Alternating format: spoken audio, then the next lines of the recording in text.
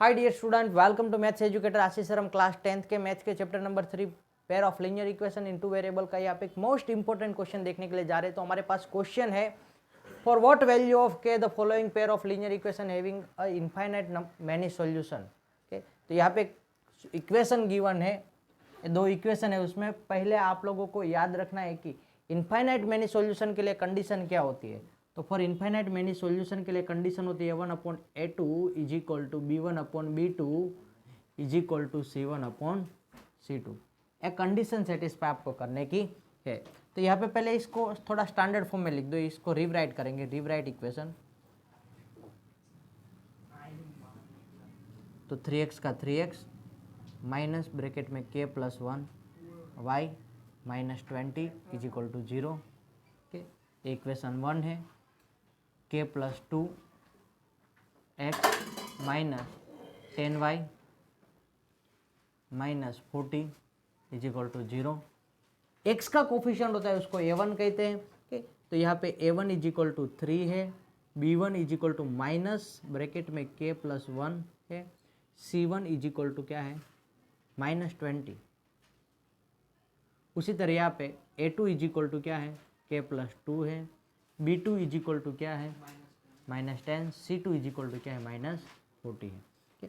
अब यहाँ पे कंडीशन के बेस हो गए, for infinite many solution, for infinite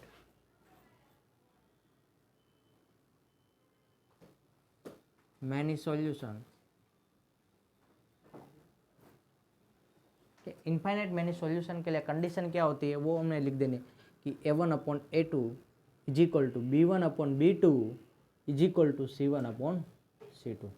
ना A1 की वैल्यू क्या है यहाँ पे 3 और A2 की वैल्यू क्या है k + 2, B1 की वैल्यू क्या है -k + 1, B2 की वैल्यू क्या है -10 और C2 की वैल्यू क्या है -20/-40। क्या माइनस माइनस प्लस हो गया, ए भी माइनस माइनस प्लस हो गया। ओके, फर्स्ट को और लास्ट को कंपेयर कर लेते हैं। 3/k + 2 is equal to 20/40। 20/40 0 0 cancel, 2 2 जब 4 होता है तो 1/2। के अब 2 इस साइड आएगा तो 3 × 2 इज इक्वल टू k + 1, यहाँ पे कुछ नहीं बचा, यानी कि क्या है 1 है, क्या है 1। ओके, फर्स्ट को और लास्ट को हमने कंपेयर किया पहले, तो 3 + 2 3/k + 2 और ऊपर यहाँ पे 20/40, 20/40 यानी कि 22 जब 40 होता है तो नीचे 1/2 बचेगा। कि ये 2 है वो इस साइड आएगा तो मल्टीप्लाई होगा, 3 2 जा 6 और यहाँ पे k + 2 × 1, 1 करो नहीं करो कोई फर्क नहीं पड़ता है, तो 3 2 जा 6 और यहाँ पे k + 1 करो नहीं करो कोई फर्क नहीं पड़ेगा, यानी कि k + 2 ही रहेगा। कि +2 इस साइड आएगा तो क्या होगा -2 इज इक्वल टू k। तो k की वैल्यू आपको क्या मिलेगी फाइनली,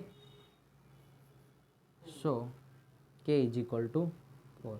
यहाँ पे कुछ प्लस माइनस का प्रॉब्लम नहीं है, इसलिए हम लोग यहाँ पे एक्सेप्ट कर लेंगे k की वैल्यू क्या होगी 4 होगी। कि और आपको यदि अदरवाइज वेरिफिकेशन करना है तो वापस आप कर भी सकते हो।